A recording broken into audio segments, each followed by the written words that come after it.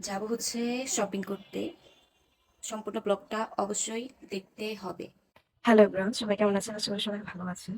সামনে যেহেতু প্রোগ্রাম, তো সেই জন্য একটু শপিং করতে যাব। আর আমি পরবো এটা হচ্ছে হচ্ছে আমার ফাইনাল লুক। এই যে এই টপসটা।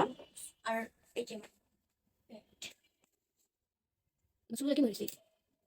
বাসা থেকে বের হয়ে রিক্সা নিয়ে চলে যাই হচ্ছে স্টার মল্লিকায়, এলিফ্যান্ট রোড।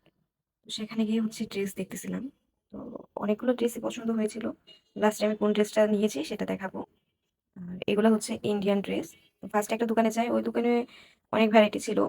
তো ওইখানে হচ্ছে নেই নেই, পরে হচ্ছে একটু দোকানে এসে এই যে এই ড্রেসটা আমি নিয়েছি, এটাই ভালো লেগেছে। ওইখান থেকে বের হয়ে চলে যাই হচ্ছে গাউসিয়া শাড়ির মার্কেটে।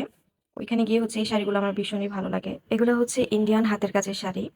দেখতে খুবই সুন্দর ছিল। আর আমাকে যে দোকানদারটা ছিল উনি মানে যতগুলো শাড়ি ছিল সবগুলো হচ্ছে ঢেলে দিয়েছে। এখান থেকে বলতেছে যে যেটা ভালো লাগে ওইটাই নিবেন।